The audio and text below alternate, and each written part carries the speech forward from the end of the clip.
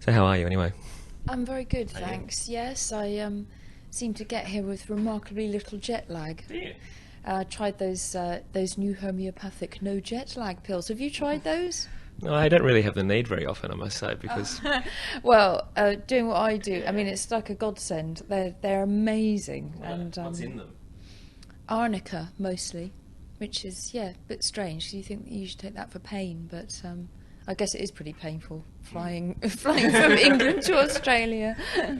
Well, it's you look remarkably relaxed actually for somebody who's about to step out on stage by yourself and entertain thousands of people in only a few hours' time. Is it a daunting thing for you? Um, it can be, no, daunting's not the right word. I do get nervous, but I get more excited than I do nervous. I absolutely love playing and performing, and always have. It's the highlight of my life, really. It's just so enjoyable and vital, and so I get very excited when I'm going to play. And to play in a place like the Sydney Opera House is obviously very, very exciting. So yes, I'll be nervous, but I'll enjoy it more than the pain of being nervous. I mean, it's an obvious thing to say, but you're playing for the first time in Australia anyway, without a band behind you, and I would imagine that's a fairly vulnerable place to put yourself. Is it one? Well, I suppose I began doing some solo shows about a year ago, and I've done very few actually. I mean, probably about 10 to date over the last year. And it all sort of began because I knew I didn't want to tour because I just don't enjoy that way of playing. I so quickly find I'm not enjoying the shows because things become too familiar, and I like to feel fresh and new, and also just the travelling. So I knew I wanted to do shows, maybe one show a month. That was my ideal, And myself and my managers, we tried to work out how we could make that work. And this really is the only way to financially make it viable, because you can't expect a band to be sitting around and get together once a month. So that's how it began. And the first few shows, it was something that I had in the back of my mind to do, to play solo at some point. But I just hadn't felt the courage to do it before, because yes, it is very, very frightening and puts yourself in a much more vulnerable position than I've ever been performing. And when I started out, when I was a kid and I'd written my first few songs, I played solo then. And I can remember being absolutely terrified then. But it didn't last for long because I put a band together, probably because it was so awful. But now it was an enormous challenge for me to do, and I finally felt, at this time, I finally felt like I had the courage and the will to do it. And those first few shows, I was petrified. I was so frightened. I had never had nerves like it before. I mean, nerves where I was taken over by physical shaking and nausea and everything. And I actually thought, oh my God, maybe I'm going to develop some sort of stage fright. And gradually that's been overtaken by the sheer enjoyment of it. So where is that point, that feeling of nerves as you walk out towards the stage and you know that they're all out there on the other side and it's just you by yourself who has to carry it? Where's that point where you go from being that nervous person with all the nausea inside and wanting to flee the scene of the crime, so to speak, to being the person who is the confident performer that we see on stage when you walk out? Oh, it's quite specific, really. I mean, the terror begins half an hour before I'm on the stage, as I'm putting my dress on and everything. That's the terror takes hold.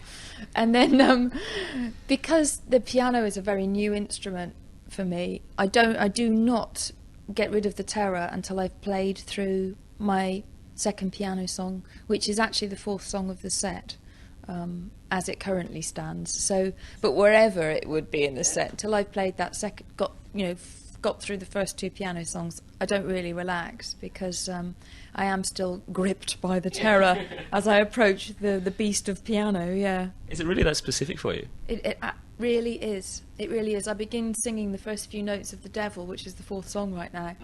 And if I get through that without my sweaty palms sliding off the ivories, then I'm okay. Yeah. It's slightly ironic for a woman who doesn't like to repeat herself at all as well, that it's that specific too. I know, and it's very different for me. I think I spent a long time working out a solo set because I've in the past very often seen solo artists or people that are doing that for a time and get bored after 3 songs because there's not enough variety. So I spent ages choosing the right songs and getting the right balance of movement visually and emotionally and everything.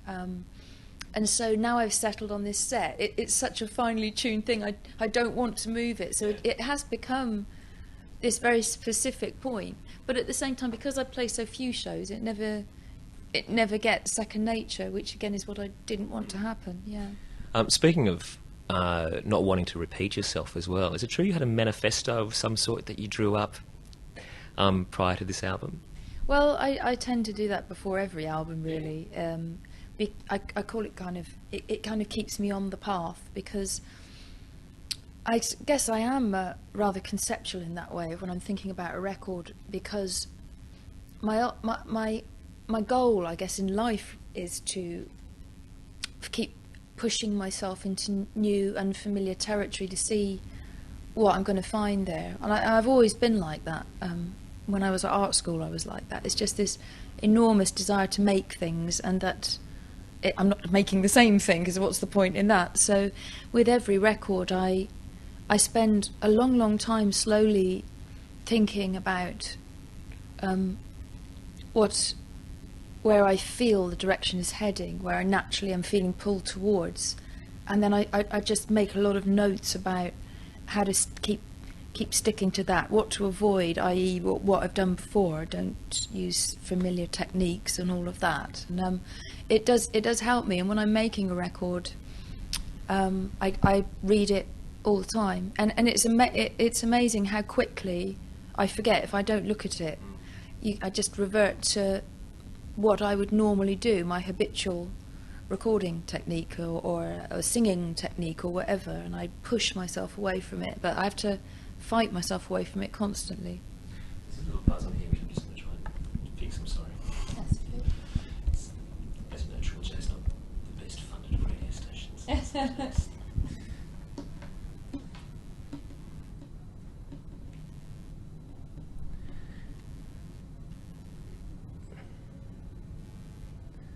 It's really strange, I think. Is it all right? I think what it is the fluorescent lights are interfering with it. But it's all right if I stick What if you sat there? it's all right if I stick my finger over the top of it. Okay. It all works. So, yes, I'm a very lucky man. I'm sitting in a hotel room with PJ Harvey this morning. So what was on the list that you have on your manifesto? Is it too personal to say, or is it? Well, yes, but I can give you what I would allow myself to. But yes, it is very personal, and also, I think mostly what's on the list is what I don't want to do. So I pretty much, it's a list of everything I've already done, really. Okay. You know, I know that I very much wanted to sing with what I called an unmannered voice for this last record for White Chalk. I think I've tried many voices, again, in searching for different ways of singing, and some of them can be what I would call contrived. I mean, there's my scary voice, or my spooky voice, or or the whispery voice, or that. And I thought, it doesn't interest me anymore. I just wanted to sing with my voice. How do you know what your voice is, though, when you've done all those different things? When I'm not trying to do anything. When I'm not trying. I imagine very hard, though. It is. That's why I had to write it down to remind myself. And actually, my marker was to remind myself how I sing in church. And I don't go to church very often. I went to church once a year with my grandmother at Christmas time. And the voice that I have when I'm singing next to my gran in church is Polly. That's my voice. And that was that's a little insight to what my manifesto notes are like. It was my church voice, which is when I'm totally unmannered. I'm not trying to do anything, just trying to sing the notes in a Christmas carol. And my voice is actually very much like what you hear on White Chalk. That's my voice. And it is very pure and very high and very girly, and as I get older, interestingly enough, as I get older, my voice is becoming much more of a soprano than an alto, because I've learnt placement, and then as you learn placement, because I've studied quite a lot to do with singing, and as you learn placement, your voice can go into where it wants to be. When you don't, and you tend to push to sing, there's more effort, and when you're pushing in the wrong places, and I used to be much more of an alto singer than I am now.